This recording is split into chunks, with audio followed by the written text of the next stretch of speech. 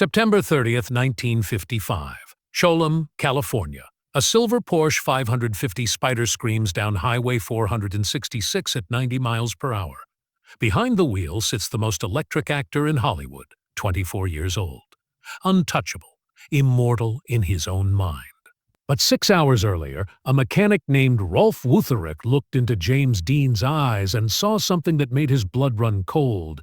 He begged him not to get in that car. Dean laughed it off. By sunset, one of them would be dead, and the other would spend the rest of his life drowning in guilt, replaying a conversation that could have changed everything. Here is the story that the morning of September 30th, 1955, broke warm and golden over Los Angeles. The kind of California morning that makes you believe you'll live forever. Competition Motors on Vine Street was already buzzing. The smell of motor oil and gasoline hung thick in the air. Chrome gleamed under fluorescent lights. And there, in the center of it all, sat the car, the Porsche 550 Spyder. Hand-built in Stuttgart, silver paint that caught the light like liquid mercury. Red leather interior, and painted on the side in cursive script a nickname Dean had given it just days before. Little bastard. Some thought it was charming. Rolf Wütherich thought it was a curse. Rolf was a German mechanic, 30 years old, with hands scarred from years of working on racing machines. He'd been hired by Porsche to accompany their cars to America to make sure they were maintained properly. He was a professional, meticulous, obsessive about detail, and from the moment he'd laid eyes on James Dean, he knew he was dealing with something dangerous. Not the car, the man. Dean was on fire that year. East of Eden had made him a star. A rebel without a cause hadn't even been released yet, but the industry was already whispering his name like a prayer. Team up, or he was being compared to Brando, to Montgomery Clift.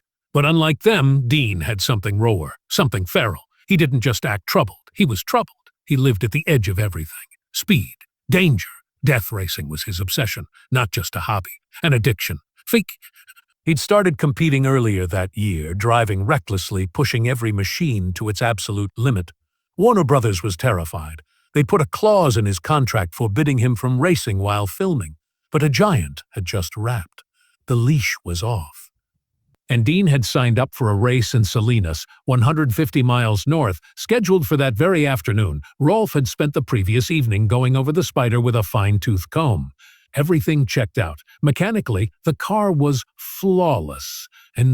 But that morning, when Dean walked into Competition Motors wearing his red windbreaker and aviator sunglasses, grinning like a kid on Christmas morning, Rolf felt it, dread, pure, unshakable dread. Dean wasn't alone. He'd brought along his friend Bill Hickman, a stunt driver and fellow speed junkie.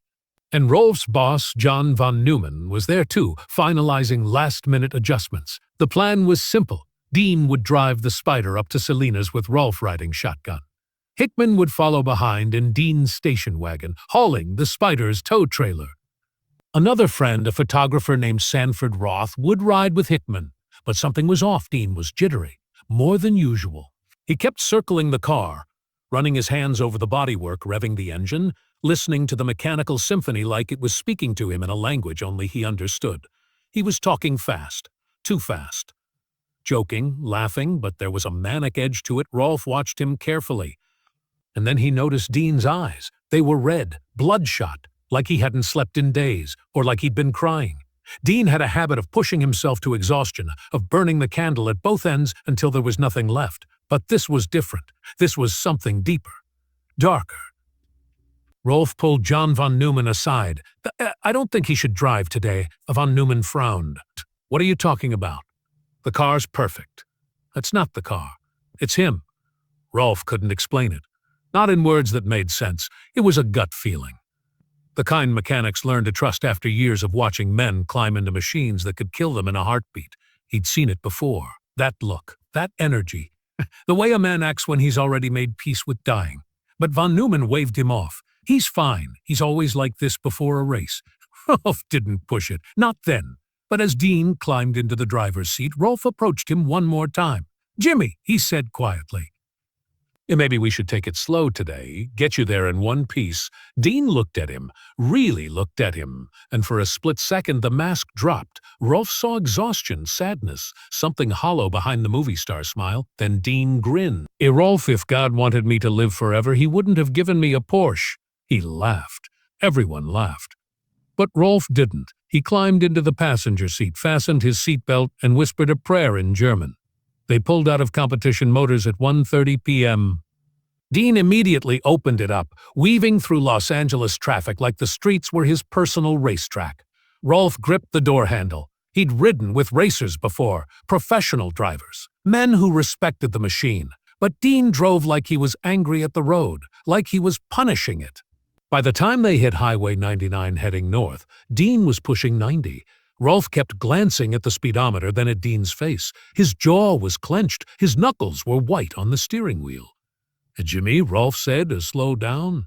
Dean didn't respond. "Quick question. Have you ever had a gut feeling that something terrible was about to happen, but you ignored it because you didn't want to seem paranoid?" Let us know in the comments. At 3:30 p.m., they got pulled over by a California Highway Patrol officer in Bakersfield, speeding. 65 in a 55. The officer, O.T. Hunter, recognized Dean immediately. He wrote the ticket, gave a warning, and watched them drive off. Rolf thought maybe the ticket would scare some sense into him. It didn't. 30 minutes later, Dean was right back at 90. By 5 Katleverom, they were on Highway 466, a lonely two-lane stretch cutting through the California hills. The sun was starting its descent, throwing long shadows across the asphalt. The landscape was barren. Brown grass, rolling hills, nothing for miles. Dean was quiet now. The manic energy had burned off, replaced by something heavier. He hadn't spoken in 20 minutes, just drove. Rolf sat beside him, watching the road, feeling the dread again. Louder now, screaming in his gut, they approached a Y intersection near the town of Sholem. Highway 466 crossed with Highway 41. There was a Ford Tudor sedan ahead, driven by a 23-year-old college student named Donald Turnopseed. He was heading east, planning to make a left turn across Dean's lane. Turnopseed saw the Spyder, or at least he claimed he did. But the silver paint made it blend into the fading sunlight. It looked small, slow, far away. It wasn't. Dean was flying, 85 miles per hour, maybe faster. Rolf saw the Ford starting to turn. Time slowed down. He opened his mouth to scream a warning, but the words caught in his throat. Jimmy Vidine saw it too late. He yanked the wheel, tried to swerve. The Porsche's tires screamed. Rubber burned. But there was nowhere to go. The impact was catastrophic. The front end of the Spyder crumpled like tinfoil. The engine block was driven backward into the cockpit. Dean's body was thrown forward with such force that his neck snapped instantly.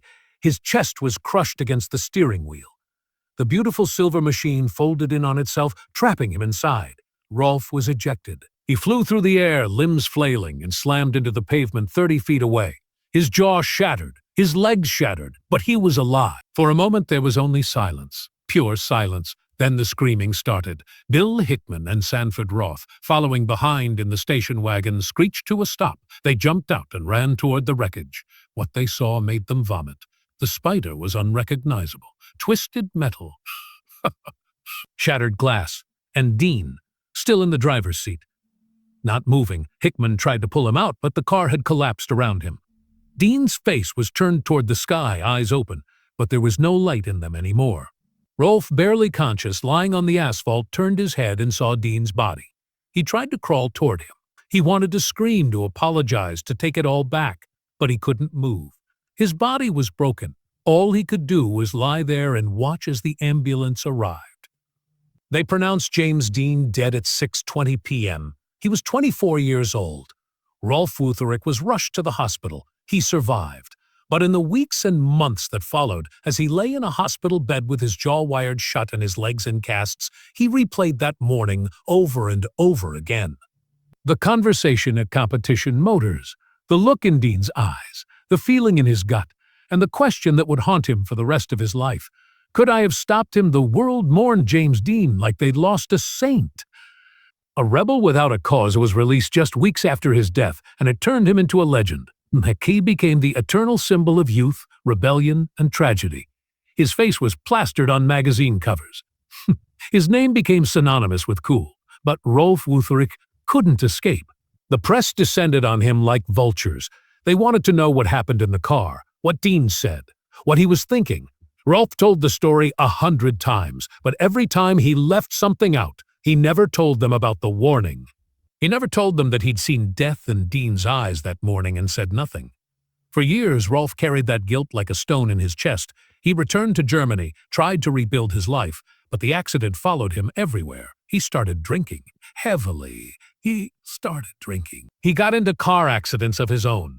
In 1965, he was seriously injured in a crash in Germany.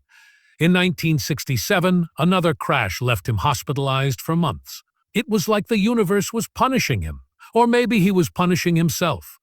In 1981, Rolf gave a rare interview to a German magazine. By then, he was 56 years old, his body broken from years of crashes, his mind fractured from decades of guilt. And for the first time, he told the truth.